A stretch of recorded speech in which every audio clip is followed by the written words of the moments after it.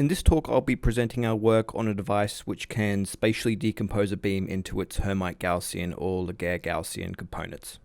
To put it in layman's terms, it's a device which can split a light beam up into the shapes it's composed of, a little bit like how a prism can split up white light into the colors it's composed of. But I'll get into that in more detail in a moment. For this video, I'll be starting out with some background, which might help you put this device in context if you're coming from a more sort of general audience background. But as we go, I'll be getting increasingly detailed. So depending on, again, what kind of background you have, you might want to either skip over the introductory material or drop out early.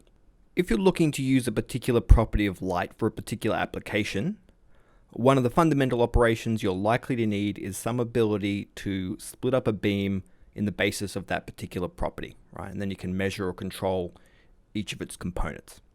So for example, if we're working with wavelength, there's many different types of dispersive elements out there, like gratings, which we can use to take a beam and split it up into its various spectral components that it's composed of, right? The beam comes in, and then each of those spectral components is mapped onto its own spatially separated position on the other side, right? So wavelength to space mapping in this case. Similarly, for polarization. There's lots of different kinds of polarizing beam splitters available, which you can use to take a beam and split it up into its two orthogonal polarization components. These are pretty basic functions performed throughout optical physics, and of course they also work in the reverse direction if you want to combine multiple components into a single beam. So you can use it as a splitter or as a combiner. If things like gratings or polarizing beam splitters didn't exist, there'd be a lot of applications using light which wouldn't exist either. But what about in the spatial domain, the spatial properties of light? What if we have a beam that consists of many orthogonal spatial components, and we want to split the beam up in that basis? Well, unlike for wavelength or polarization, where there's many different types of components available, some of which dating back hundreds of years, in the spatial domain, there are much more limited options. What we're presenting here is the first device capable of decomposing a beam into arguably the most important basis in beam optics, the solutions of the paraxial wave equation, i.e. Hermite-Gaussian or Laguerre-Gaussian modes. A mode sorter that can take each spatial component of the beam and map it to its own independent Gaussian spot in a grid at the output. But before we delve into the device itself, I'm going to start here with a little bit of background for those watching without an optics background, and go over some of the basics of beam optics and Fourier optics and what exactly I'm talking about when I say spatial components. So if you like, this is a bit that you could skip. The spatial basis most people would be familiar with is that of pixels. You've got some 2D function, in this case it's a smiley face, and then we can approximate that smiley face by adding together pixels at different locations and with different weights. And we can make a better and better approximation of our smiley face by making our pixels smaller and using more of them. So these pixels are all orthogonal to one another. That means that no two pixels overlap, and you can't use one pixel to describe any of the other pixels. So for example, you can't use the pixel at position 0, 0 to describe the pixel at some other position because they're all spatially separated. They don't exist in the same place. If you want to decompose a beam into pixels, then you can do that pretty straightforward. You just need a camera. Pixels are a convenient way of making detector arrays for cameras, or for making monitors, or for storing things in computer memory. But little square pixels of light don't really exist in the wild, so to speak. Like there's nothing special really about a pixel in terms of how light propagates. So for example, if you start off with a single pixel of light, a little flat square of light, it doesn't stay like that. As it propagates, it diffracts, and it spreads out and changes shape. Another way to represent a 2D function is in the Fourier domain. That's a superposition of tilted plane waves. We have our smiley face, but now instead of approximating it by adding together a set of pixels, we can approximate it by adding together a set of infinitely large, flat plane waves, all traveling in different directions. We've got our plane wave here traveling in some direction at some angle, theta x, theta y. So that is, it's just tilted in the x-axis or on the y-axis. It'll have some tilted wavefront with a phase on the right here. So color represents phase, which in this case basically just means the height of each point of that wave above the xy plane. but it's got the same intensity everywhere. And then we can add a bunch of all these different plane waves together to approximate our smiley face. The more waves we add, the better the approximation gets. This is a graphical summary of what our spatial basis looks like. These are the waves that are in our set that we can choose from to approximate our smiley face. It's a 2D set. We've got waves tilted in both the X and the Y direction, just like we had pixels at the X and Y positions from before. But unlike the pixel, a plane wave doesn't change as it propagates. So it's a more meaningful basis in that sense, at least mathematically. But another reason that the Fourier representation is so important is because it's also directly related to how light propagates in free space and through lenses. A beam will naturally decompose itself through diffraction into its Fourier representation. So if we start off with our smiley face, then that smiley face propagate, then after some long distance, that new pattern we see corresponds with the angular spectrum of plane waves which made up the original smiley face. So each position x, y now corresponds with a tilted plane wave theta x, theta y in the original beam. A lens also performs the same type of operation. It converts a position at the focal plane on one side to a tilted plane wave on the other. So that is, it also performs the Fourier transform. It brings infinity to the focal plane. Excellent. So we can decompose a beam into its spatial components in the tilted plane wave basis, the Fourier basis, using either free space propagation or using a lens. So this is an example of an important type of spatial decomposition, which is actually very easy to perform. Right? Pixel decomposition is easy as well. However, beyond these two, pixels or plane waves, trying to decompose a beam into some other spatial basis, things get pretty difficult pretty fast. And there's plenty of other spatial bases out there that people are interested in, which we'll talk about in a second. Now, I said before, a plane wave doesn't change as it propagates. The only problem with that is that a plane wave doesn't actually exist. First of all, it would be infinitely large, but probably a more important problem is it would also contain an infinite amount of energy. And even if you somehow manage to get your hands on a plane wave, ultimately the optical system you're using is going to have some finite size, like the size of your lenses.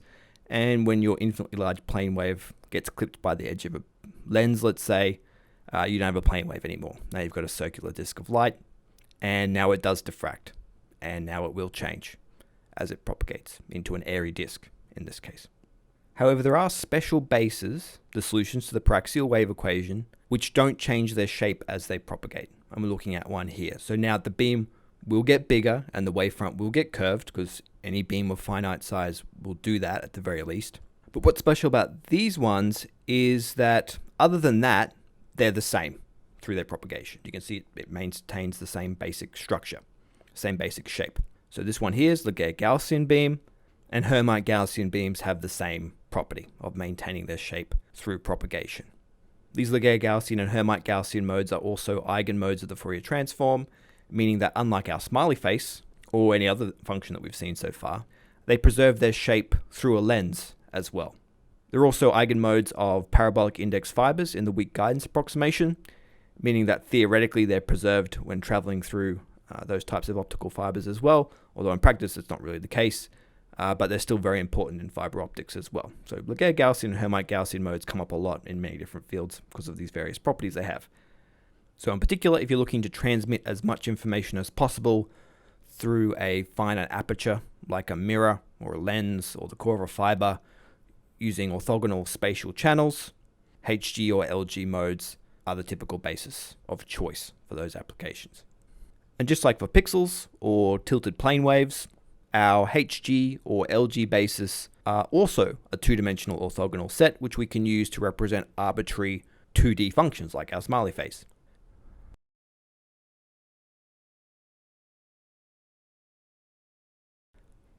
For the HG modes, we'll designate the two indices m and n, which corresponds with the number of lobes in the x and y axis respectively. And for the LG modes, which are defined in polar coordinates, we'll designate the two indices rho and L. Rho corresponds with the number of rings in the radial direction, and L, the amount of phase in the azimuthal direction. Integer number of 2 pi phase around each ring. Like I said, we can approximate our smiley face using these bases, just like we did for our pixels or our tilted plane waves. Now, despite the fact that the HG and LG spatial bases are so important in beam optics and fiber optics, arguably the most important spatial bases besides pixels or Fourier representation, there's previously been no device which can decompose a beam fully into its HG or LG components, although not for a lack of trying. There have been devices invented thus far that can decompose the azimuthal index of a Laguerre-Gaussian beam, or more recently also the radial index, ρ, but not simultaneous decomposition of both.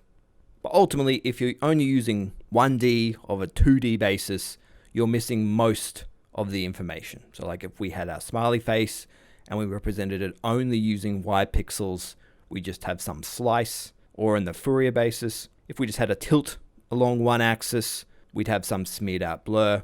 Same thing applies if we're using just the azimuthal indices, for instance. In all these cases, the majority of the information is missing, and the more detailed your function is, the more information you're missing. Most of the 1D mode sorting devices invented thus far that can at least partially decompose a beam in the LG basis have focused on the azimuthal index, the L index. It's the index associated with the quantized orbital angular momentum of the photon. These devices can resolve L, but not ρ. I think probably the coolest device invented thus far along these lines has been the log polar mapping approach. And the good thing about that is that it uses just 2 phase masks, regardless of how many modes you need to sort. We got an example of that here. We start off with our orbital angular momentum mode. We hit the first mask, which is a log polar mask, sort of like makes a slice in the ring and unfolds the azimuthal phase. Propagate forward to the lens, propagate forward to the next plane. Next plane, we have a phase compensation plane, which cleans up the unwanted phase distortions in the beam, and now you're just left with a linear phase tilt. Okay, so the azimuthal phase of the original beam has now been mapped onto a linear phase, and then in turn through another lens, you can map that onto position. So we've got a nice little device here, which maps each index L to a unique position X at the output. Now there's some practical issues in that the beam each L component maps to aren't nice identical Gaussian beams for all components. They're elliptical, they've got side lobes, but it was a major advance in that it didn't require cascading n-1 planes of manipulation for sorting n modes. It always just uses those 2 phase planes, and that's important for scalability. More recently, there's also been progress on sorting the radial index, ρ, as well, the neglected index. This approach consists of cascading stages like earlier azimuthal sorters did. So it's not a nice 2-plane approach like the previous example, but it can do the radial index, which other approaches can't. And theoretically, you can cascade separate stages of azimuthal sorters and radial sorters together to do both, but again, that doesn't really scale particularly well to a large number of modes. So what makes mode sorting so difficult anyway? Right? We saw in the wavelength domain and the polarization domain that splitting up a beam into its orthogonal components was pretty straightforward. Why is the spatial domain so difficult? Right, so why is mapping wavelength to space or polarization to space much harder than mapping space to space? Let's look at an example from the spectral domain. We've got a prism, it's made of glass. That glass has dispersion, means its refractive index changes as a function of wavelength, which means that each wavelength gets bent by a different amount at the interface, and then as the light propagates, those different angles turn into different positions. For polarization, basically the same idea, except instead of a wavelength-dependent refractive index, you've got a polarization-dependent refractive index in a birefringent crystal like calcite, for example. Those are just 2 examples. You can split in other ways. But whatever the method, if it's lossless, it's going to be based on the idea of applying different phase shifts to each of the components you're trying to split such that they constructively interfere at one location and destructively interfere everywhere else. Space is hard. Firstly, there's no crystal or glass that just naturally does an operation like this, which just naturally applies a differential phase to each spatial component and splits them apart for you, like it can for polarization or for wavelength. So even just applying a differential phase to each mode in the first place is a bit tricky. But secondly, it's hard because everything's taking place in the spatial domain. You want to split based on the spatial properties, but you also have to change the spatial properties as it transitions. The beam is different spatially here than it is over here. It's not like the dispersive prism example, where you've got a spectral component, let's say red, comes into the device, red, stays red, exits red. It's red the whole time.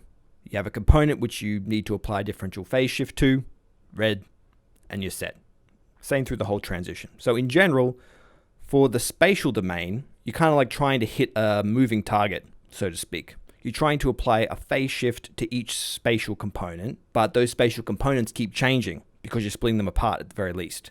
And it's also often ideal as well if the spatial mode splitting transition also maps each spatial component onto an identical circular Gaussian spot at different locations as well, rather than just spatially separating the modes, although that's definitely a start.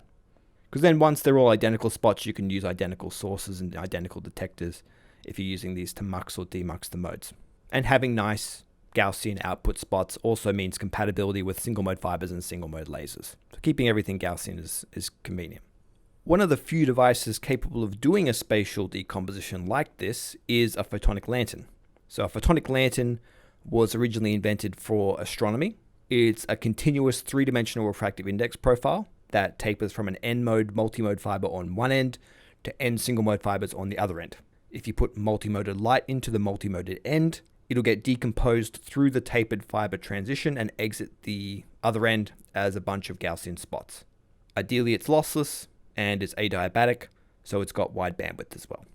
The only downsides of a photonic lantern is it doesn't really give you much control over what spatial basis you're decomposing in. They generally scramble the modes. So it's not like a single mode fiber maps to a specific LG mode, for example.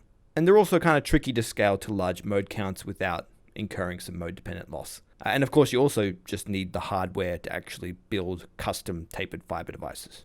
Alternatively, you can also use a multiplane light conversion system, which is a little bit like a discretized version of a photonic lantern. So it consists of multiple phase plates separated by free space propagation, and with that you can convert any input spatial basis to any output spatial basis.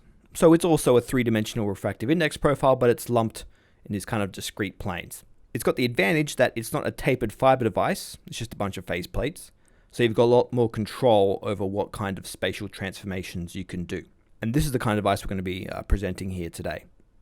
A key question for an MPLC device is, for a given spatial transformation, how many phase planes do you need? And the answer is, it depends. In the general case, if you're transforming a basis of n modes, then you're going to need as many as 2n phase planes. And then if you want to make it operate over a wider spectral bandwidth, then you're going to need to add even more phase planes to make that transition smoother and more adiabatic. And then eventually, if you added an infinite number of planes, you've effectively just got this smooth, continuous three-dimensional refractive index profile like a photonic lantern. However, requiring 2n or more planes to transform n modes means that things could get very quickly out of hand.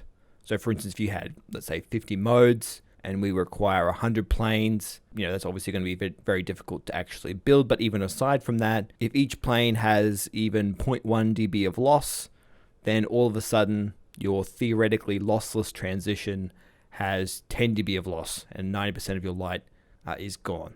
So from a practical perspective, you want to use as fewer planes as possible. But we've already seen so far that some kinds of spatial transformations or decompositions don't require anywhere near this full 2n number of phase planes, and some of those do just fine with much, much less. And also, luckily for us, we're not talking about some kind of weird esoteric special case basis transformation that nobody cares about. We're talking about some pretty fundamental and important basis transformations that can be performed quite simply. So probably the best example so far, like I mentioned earlier, is to convert from position space to angle space, real space to case space. Free space propagation will perform that operation without any phase planes. You get that one for free. Or something as simple as a lens will also perform it with just one plane of phase manipulation. And a lot of optics hinges on how easy that is. Another example, a pretty trivial one, is let's say we just want to transform our basis and remap the geometry of an array of spots, going from square geometry to a line, let's say. In that case, we only ever need 2 phase planes. It doesn't matter how many spots there are. You just need one plane to send the spots in the direction of their new location, and then one plane to stop them once they get there. I mentioned previously that log polar OAM sorter, 2 phase planes regardless of the number of modes being sorted. one log polar mapper, and one phase correction plane. One that's very relevant to us in this work is the example of transforming between the Hermite-Gaussian and Laguerre-Gaussian bases. Again, in this case, we just need two phase planes. It doesn't matter how many modes are being transformed. We just need two cylindrical lenses, one to start the transformation and one to stop it when it's done. Why does that work, and why do we hardly need any planes? It's because of the symmetry of the transformation. All modes require the same thing in order to transform between these two bases. They all need a phase shift between their x and y axes, which the cylindrical lens can provide. So because not every mode in the transformation is trying to do some completely independent thing, they're all trying to do basically the same sort of thing, they can effectively share phase plates. If it works for one mode, then it works for all of them. Now what we've discovered and what we're presenting here in this work is that another fundamentally important basis, the Hermite-Gaussian basis, also has relatively easy decomposition. The Hermite-Gaussian basis can be decomposed into a Cartesian array of Gaussian spots using just 7 phase planes, which you can implement using a single spatial light modulator and a mirror. Most of the talk I'll actually be talking about it in the opposite direction, going from the spot side, the Cartesian grid of spot side, to the Hermite-Gaussian modes, because that's the direction we're going to be characterizing this device in. Obviously, it's a linear reciprocal device, and it works the same in both directions. We start with a Cartesian grid of spots at positions x, y, and then each of those spots at position x, y maps to its own HG mode of index mn. Then in turn, through cylindrical lenses, you can convert those to Laguerre-Gaussian modes. We've got the basic schematic of the device here. Starting off on the Cartesian array side, we've got an equally spaced grid of Gaussian spots, Gaussian beams. Each has a mode field diameter of 60 micron and a spacing of 89.8 micron. The significance of that number is it's 127 micron divided by square root 2, where 127 micron is a standard spacing for a V-groove fiber array. So we'll be feeding light in from this end using a micro-lensed V-groove fiber array that moves from left to right on this page, from one degenerate mode group to the next. So a degenerate mode group, groups of modes that have the same value of m plus n, means they've got the same Gauss phase.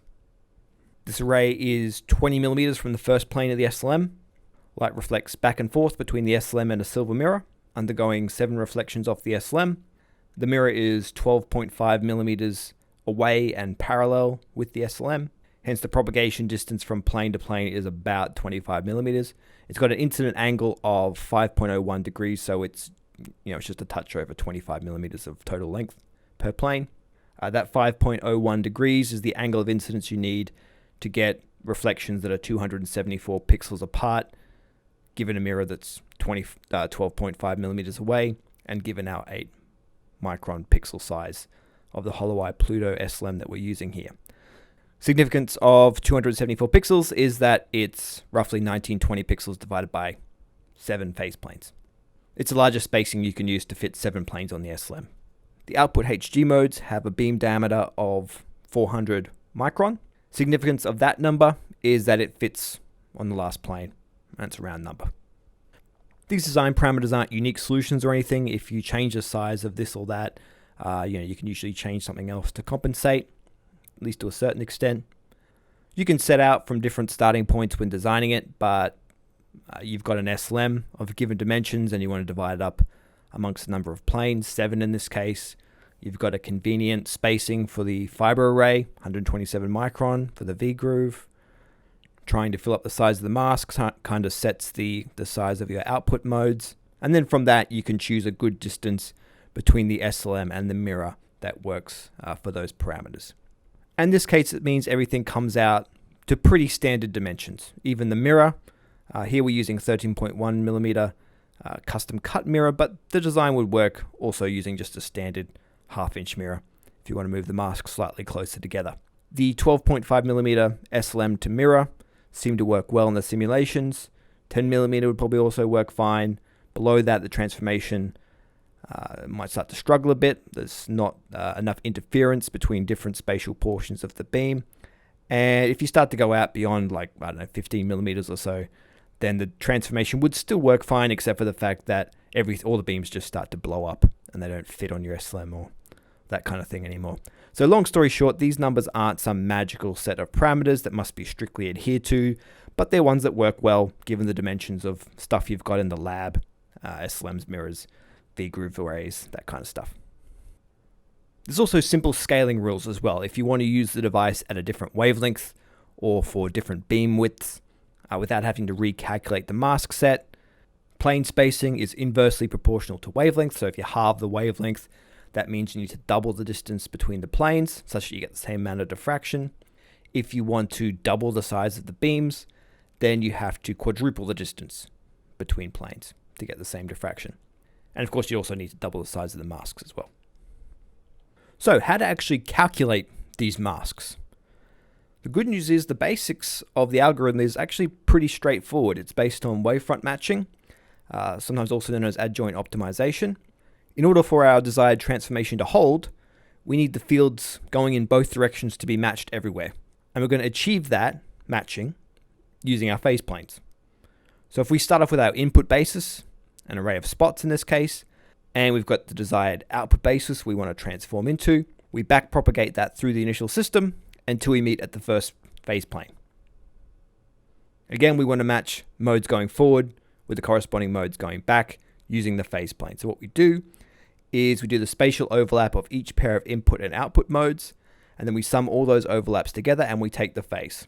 So that becomes our new phase mask. And it's just like the average phase error of all the modes going forward and back. Then we propagate to the next plane and we do the same thing. Overlap each pair of input and output modes, sum those overlaps together, take the phase, and that's our new phase mask. And you just keep going like that from plane to plane, back and forth until it converges, which might not even take that long. So we can see here that after just one pass back and forth, the fields in both directions have already started to match up pretty well. I think it seems like a kind of naive approach, but it actually works surprisingly well. Now there is a big solution space we're trying to optimize here, like there's a lot of planes, a lot of pixels, so it does help to add constraints and try different starting conditions and all that kind of stuff, particularly when you want to optimize optical bandwidth or mode-dependent loss, and particularly when you're working with a lot of modes, because you don't want the algorithm to sacrifice one mode completely to get a very, very tiny increase in performance for the other modes. Here's what the main solution we'll be demonstrating here looks like. This is the combined plot of the phase of the masks with the average amplitude of the fields of all modes, just so you can get a sense of where the light actually is on these masks. We can see that the masks themselves are pretty simple in terms of their spatial frequency content, nice and smooth. And that's good because it means higher optical bandwidth for the transition, which also means better mechanical tolerances. And it also means we don't need some SLM that has zillions of pixels in it either to actually represent those masks. So that's all good.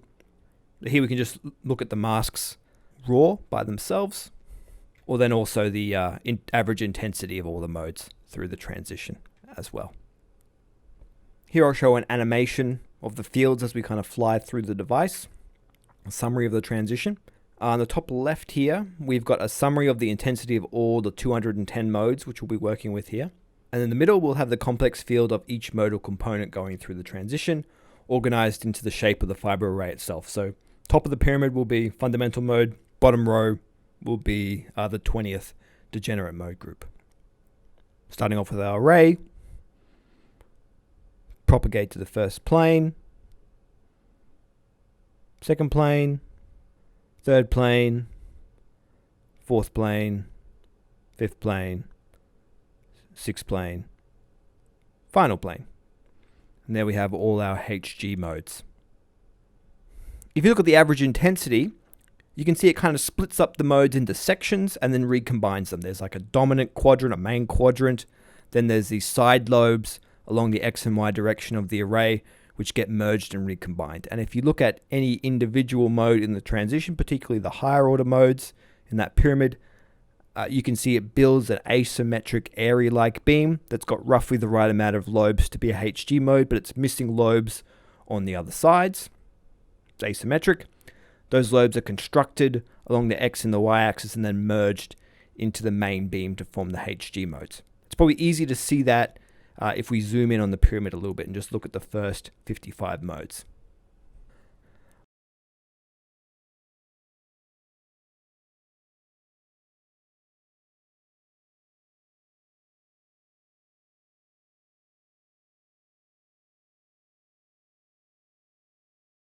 I think it's also instructive to look at some other examples for different numbers of planes because they've all got the same basic features to them, the transitions. The transition's not exact. It's calculated numerically, not analytically. And ultimately, the HG modes you get are an approximation. And the solutions you get aren't unique. There's various ways of doing basically the same thing. But all good solutions that you find do have the same basic features to the transformation and in the phase mask, which we'll discuss here. The key is cubic phase. The transitions feature a lot of cubic phase, which creates area-like beams, which are then superimposed together to approximate Hermite-Gaussian beams. Thinking back to our lens transformation example from before, the parabolic phase of a lens maps XY position to XY tilt, enabling Fourier decomposition. And it turns out that going from the power of 2 to the power of 3 cubic phase is critical for the transformation of Hermite-Gaussian beams. Cubic phase maps XY position to XY focus. So depending on the size of the beam and the offset, you can create beams with different numbers of lobes and different aspect ratios focused at different depths.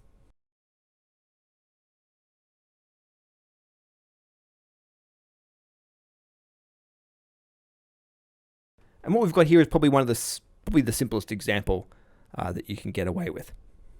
We've got 45 modes, 4 planes, and each plane is separated by just a numerical Fourier transform. So it's not free space propagation approximating a partial Fourier transform. It's really just a numerical sort of theoretical example. We're doing a full Fourier transform, so any pixel in one plane can interfere with any pixel in the next plane. And when you calculate the solutions, you find that the masks you get are almost entirely tilt, focus, and cubic phase. And actually in this demonstration here, I've specifically constrained those first 3 masks to be only tilt, focus, and cubic phase.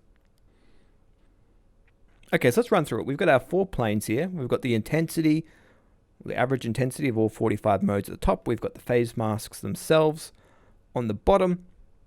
And the little spots, green at the top and white at the bottom, just show you the center of mass of where the beams are as they travel through this transition. So we can see they all start off in the Cartesian grid and then they all end up roughly in the same place in the final plane. So in plane 1, each spot is in its original Cartesian grid and a tilt is applied such that all those spots are generated at the position of the maxima of HG modes in the next plane, plane 2. Each spot in plane 2 is now located at a position XY given by the maxima of the HG modes and with tilts that are equally spaced in K-space, just because they used to be equally spaced in real space in the previous plane. Now mask 2 here is mostly cubic phase.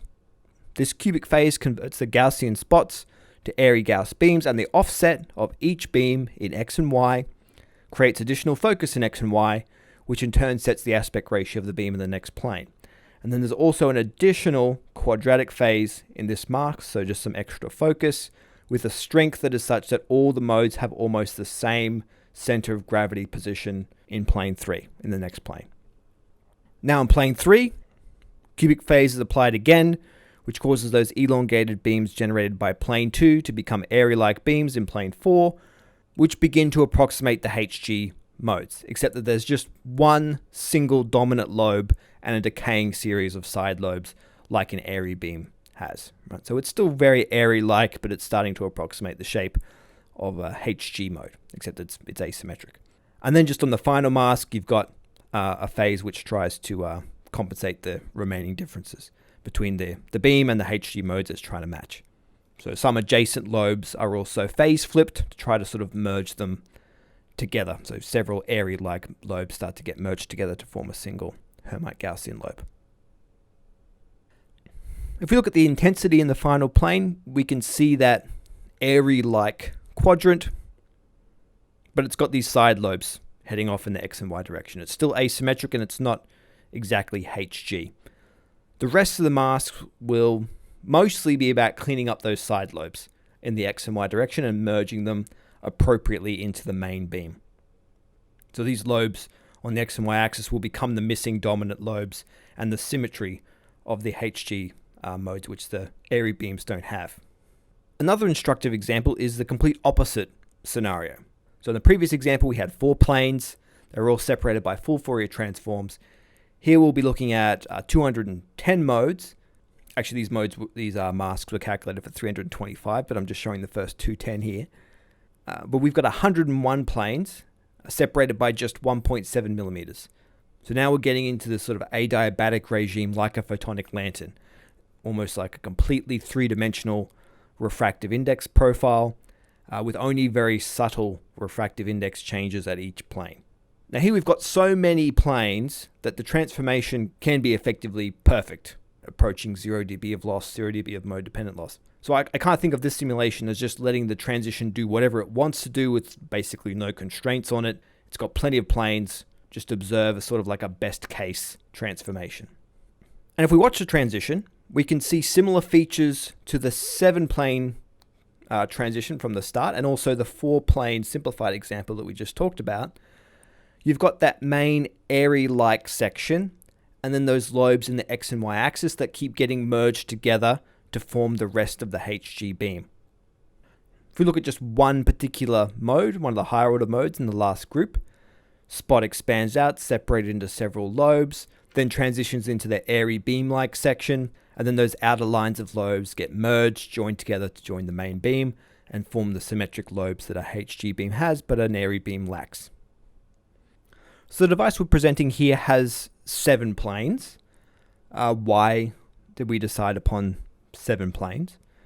It's basically just because you get diminishing returns beyond that, and we wanted to fit it on SLM. So here's an example of some simulations where we keep the total length of the device fixed, so 170 millimeters or so of path length, the same length that we use in the main device that we discuss and characterize.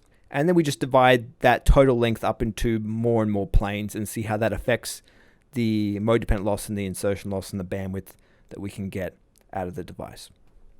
It's also possible to do it a different way, where you set the spacing between the planes as a constant and then just make the device longer and longer, but you get the same basic trend. If we look at the mode-dependent loss, we can see that when you go from 7 to 8 planes, you don't gain much, and it's really diminishing returns beyond that.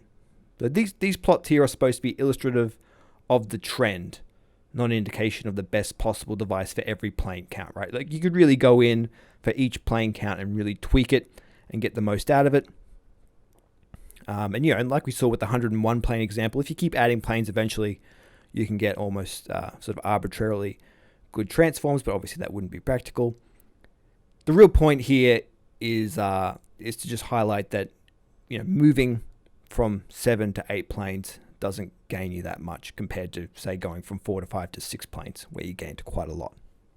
So this plot here is just the same information as the previous graph, but represented in a different way. Again, you can see when the mode-dependent loss plot, let's say 4 doesn't really work, 5 barely works, 6 is okay, and then 7 and beyond, you're sort of only getting little incremental improvements. Okay, now let's get into the actual experimental side of things and see how this device performs in the real world. So we've rigorously characterized this device, measured the entire optical transfer matrix as a function of wavelength, so every spot in, every mode out, amplitude and phase and wavelength. And if you want to get a really good, proper linear characterization of a device like this, that's really what you got to do. So from those transfer matrices that we measure, you can calculate any linear property of the device you want, not just the measurements that we specifically performed. So everything is in that transfer matrix. So if there's some metric you're interested in, there's no graph provided for it, you can calculate it from those matrices. Because the LG basis is generally of wider interest than the HG, we'll be doing measurements in the Laguerre-Gaussian basis through the use of an astigmatic mode converter, i.e. just a spherical lens and 2 cylindrical lenses, rather than measuring it natively in the Hermite-Gaussian basis that comes raw out of the MPLC device. Operating in LG mode, has a few extra optical components in it, so technically it's harder than HG, but realistically it's a trivial change. And the performance of the device in HG or LG mode is the same. All right, so this is the characterization apparatus. We've got the light from our source, which is a swept laser, which can go from 1510 nanometers to 1620 nanometers. That's split in 2. One arm, the signal arm, gets fed into the fiber array, and the other arm will become our reference for some digital holography. So to characterize, starting on the spot array side, we've got our 1D V-groove fiber array on a mechanical stage combined with an optical switch and automated polarization controllers. So the switch selects which fiber in the array to feed light into along the y-axis on the screen, and then the stage mechanically moves from one degenerate mode group to the next along the x-axis of the screen. Light travels from the fiber array side to the HG mode side through the MPLC device, where it then passes through an astigmatic mode converter, gets converted from HG to LG, and then onto the camera, where it interferes with our quasi-plane wave coming from our source, the reference arm. And then for each input spot, measurements are taken as a function of wavelength. And what we're looking at here is actually the real experimental data. We've got the raw CCD camera image. We perform digital holography on that, so we Fourier transform it, filter off the term you want in the Fourier domain corresponding with the reconstructed field, Fourier transform it back to the plane of the CCD, and then remove the tilt of the reference wave. And then we extract the complex amplitudes of each modal component in that reconstructed field to build up the column, or to build up one column of the transfer matrix for whatever wavelength we're currently measuring. And here we've got the reconstructed field for all 210 modes at the center wavelength of 1565 nanometers. And just to be clear, we're looking at field, so that's amplitude and phase, not intensity and phase. We can see they've all got the right number of rings, right helical phase, and the beams themselves actually look pretty good. I was quite happy with these, especially considering there's hundreds of them. Here's the same thing from a different day without the astigmatic mode converter installed, so just the raw HG modes coming out of the device itself, plus a spherical lens to keep them on the camera. Again, they've all got the right number of lobes and the right phase relationships between those lobes. This is the simulated transfer matrix at the center wavelength of 1565 nanometers. So we got spots in along the x-axis versus HG modes or LG modes along the y-axis. It's presented here in log scale, so it doesn't just look like some perfect diagonal matrix. Looking at the measured matrix, we can see also all looks good and diagonal, but we do have extra coupling, which occurs between adjacent mode groups. And that's the primary limitation of this device is, in practice, is the spurious coupling you get into the adjacent groups. The primary mechanism which limits our performance seems to be the finite spatial resolution of the SLM, specifically the blurring which occurs between pixels during phase wraps, between plus and minus pi. Pixels don't just instantly wrap when you change from one pixel to the other. There's some fringing field between those pixels which causes some crosstalk and some blurring. And that causes extra scatter, and the higher order modes are particularly sensitive to it, and particularly in the second to last mask, which we're looking at here on the HG side, because it's got some of the highest spatial frequencies in it, and it's also got the highest number of phase wraps. So ideally, our phase mask would look like this. And then on the left, if you zoomed in on some particular phase wrap position in green, ideally, that transition between minus pi and plus pi would occur over no distance, just be instantaneous jump. But in practice, we get results that are more consistent with sort of this level of blurring. That is, instead of the pixels of the SLM being 8 micron wide squares with infinitely sharp sides, they're more like 12 micron wide Gaussians, or some sort of similar exponentially decaying shape, which would be consistent with the fringing fields between the pixels. Now, it could be hard to see the difference between the ideal and blurred 2D images on the left, depending on what resolution you're watching the video on, but it's much clearer on the 1D plot on the right, where we've kind of zoomed in on the pixel by pixel scale. The results we measure are consistent with phase wraps occurring on the scale of half a pixel to a pixel either side of the transition, like we've shown in red there. For all the experimental results we've done here, we've actually applied phase offsets to each mask to move the phase wraps to positions that theoretically maximize the insertion loss in the presence of pixel blurring. Move the phase wraps to positions where there's not much intensity in the beam. It's mostly the 4th, 5th, and 6th masks which it affects. And you can see those are the ones that have the most phase wraps. If you were implementing this transformation using an SLM which had higher spatial resolution, or you just made everything bigger, or one that had enough phase stroke so that you didn't need phase wraps, or if you were using masks that were lithographically etched rather than on SLM, or if you simply just weren't using hundreds and hundreds of modes, then that effect would be reduced. Alright, next up, let's look at how the experimentally measured results compare with the simulated ideal device. We've got 4 plots here, which quantify some common parameters of interest. The top 2, A and B, deal with the results in the basis of the singular value decomposition. The bottom 2 in the Laguerre-Gaussian basis. Now I want to take a step back here and talk for a moment about the singular value decomposition and the concepts of insertion loss and particularly mode-dependent loss, because it's often misunderstood or misapplied. If we look at our simulated transfer matrix at the center wavelength, like we've got here, we can look at the absolute squared values of the diagonal elements of the transfer matrix to see what the loss of any particular Hg mode would be. And then in turn, the ratio between that diagonal element and the total power in the other elements would give you the crosstalk. So just the power in the LG mode versus the power in all the other supported LG modes would give you a crosstalk. And those diagonal elements there represent the loss of each Hg mode. Now we can look at all the modes and we can find which Hg mode has the most loss and the least loss. For this particular device that we've made here, the lowest loss mode has 2.28 dB of loss, and the highest loss mode has 2.94 dB of loss. At this point, you could naively calculate that hence the mode-dependent loss is the difference between those two values, so 0.66 dB. Now, it's certainly a good start to have a very small difference in loss between all your Hg modes, but that's not the end of the story, because the highest and lowest loss spatial modes through this system are not necessarily the Hg modes. But we can find what those highest and lowest loss modes are by doing the singular value decomposition.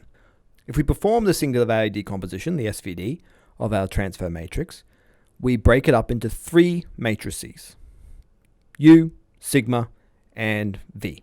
What the SVD is doing here is applying a change to the input basis, U, a change to the output basis, V, such that now there is no crosstalk between channels or modes. There's only loss.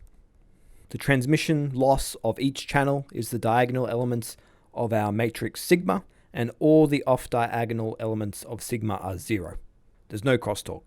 So this is the basis that truly tells you how many spatial modes this device actually supports. And we can see that in the SVD basis, we find that the highest and lowest loss modes don't look like any of the Hg modes or any particular input fiber. They're a superposition of various Hg modes. The minimum loss mode has a lower loss than any Hg mode, 1.33 dB in this case, and the maximum loss mode has a higher loss than any Hg mode at 4.67 dB. So the mode-dependent loss of the system is actually 3.34 dB, not 0.66 dB, like you would have incorrectly calculated in the Hg basis.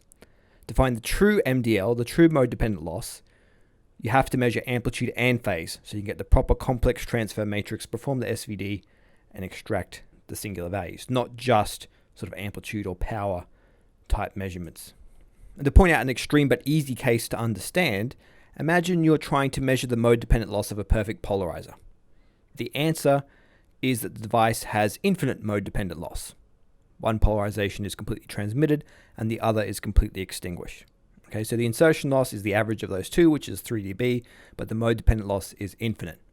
Now, let's say we've got a polarizer orientated at 0 degrees, and you're doing power-only measurements, and you measure in the plus and minus 45 degree polarizations. You might conclude that the device has 3 dB loss for 45, 3 dB loss for minus 45. Difference between the two is 0. It has no mode-dependent loss.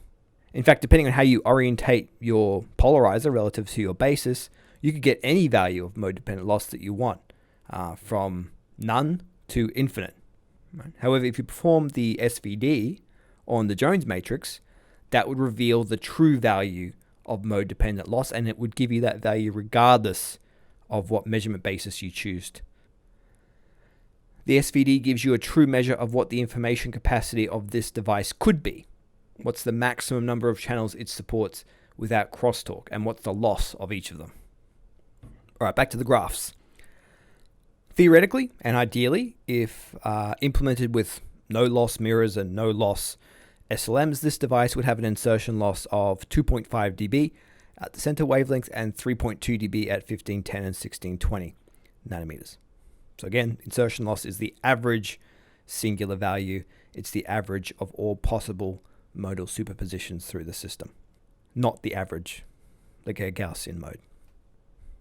The wavelength range is somewhat arbitrary here. It's the maximum tuning range of our laser, which goes through the C and L bands, 1510 to 1620 nanometers. Theoretically, our MDL is 3.3 dB at the center wavelength, 6.8 dB at 1510 nanometers, and 6.5 dB at 1620 nanometers. And these values are the difference between the maximum and minimum singular values shown on that singular value plot on the top right.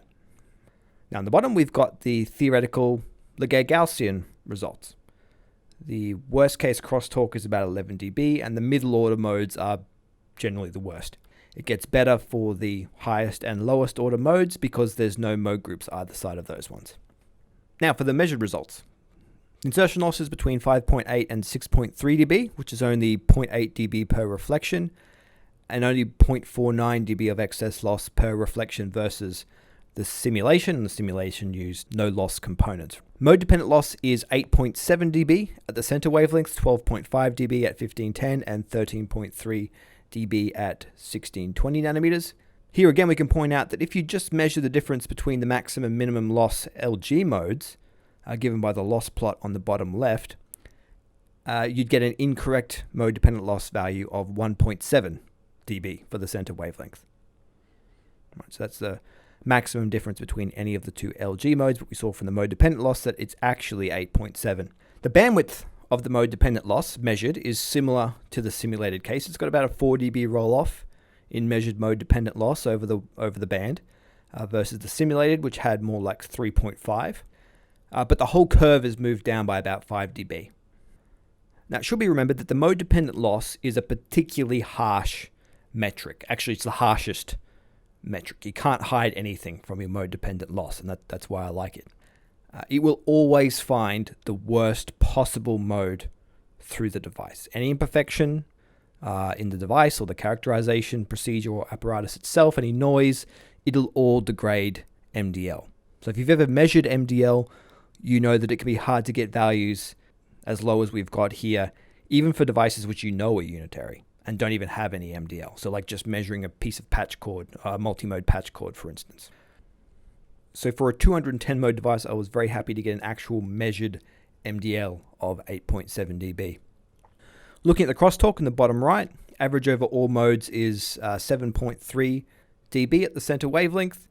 Worst case at the center wavelength is 5.5 dB, which would also be good for a mode sorter, even with a fraction of these number of modes that we've got here. Again, crosstalk is defined as the power in the LG mode you want versus the total summed up power over all other supported modes. It's a ratio of the power in the diagonal element of each column versus the power in the rest of the column. I won't dwell too much on this slide. It's the simulated results if you convolve the masked pixels with a 12 micron diameter Gaussian. So this is just to illustrate that pixel blur is an important effect, particularly for MDL, which again always finds the worst case scenario, and that our experimental results are consistent with a realistic amount of pixel blur on the scale of a pixel, either side of the phase wraps.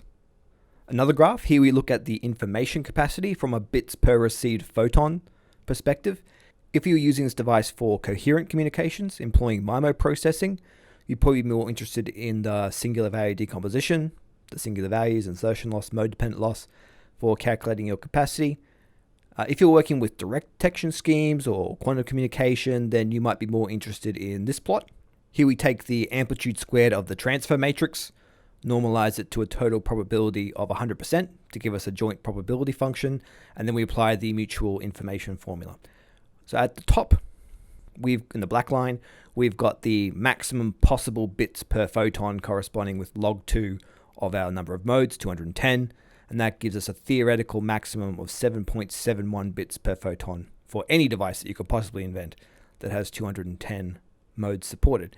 The simulated device that we actually designed theoretically could yield up to 7.15 bits per photon at the center wavelength, and then we measure it in practice, we get 6.25 bits per photon.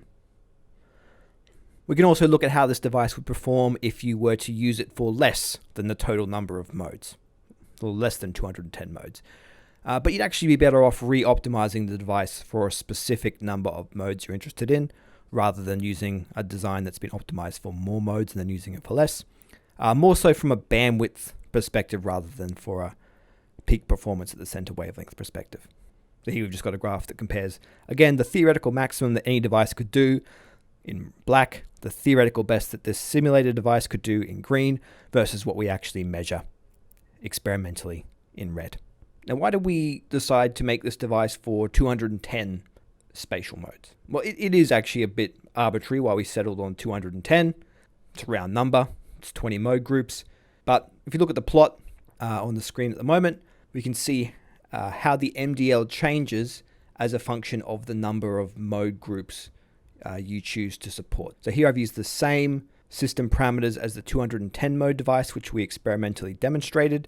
So it's 20 millimeters to the first plane, roughly 25 millimeters between the planes, same mode sizes at input and output. The only thing that's changing is we're optimizing for more and more mode groups. And we're trying to optimize or choose solutions which give us good MDL from 1510 nanometers to 1620 nanometers. So again, that choice of bandwidth is a bit arbitrary as well. So the point of this graph is not to show, what's the best possible settings you can get for every possible combination of modes, but it's more to show just what the general trend is as you increase the mode count and what kind of problems you might encounter. We can see that the MDL at the center wavelength rolls off relatively slowly as we increase modes compared with the bandwidth, right? So the edge wavelengths roll off faster than the center wavelengths. And, as the device supports more and more modes, it has to diffract and interfere light over a larger area, and it also has to support modes which have higher and higher spatial frequencies, which leads to more wavelength dependence. So there's nothing especially significant about our choice of 210 modes. It does start to get a bit cramped, especially on the first mask as you head towards 25 groups and 325 modes. If you want to stick with a standard V-groove fiber spacing of 127 micron, so 7 equally sized masks on a HD SLM means 274 pixels wide for each mask. 25 groups means 25 columns plus half a column either side. 26 times 90 micron or so spacing gives you 291 pixels. Okay, so it's slightly bigger than an equal spacing of 274 pixels. Even ignoring things like divergence of beam. So it is pushing it. But anyway, we still built a 325 version as well. And we've characterized that, and I'll show that in the next couple of slides. So here we've got the measured fields across all 325 modes, 25 mode groups at the center wavelength.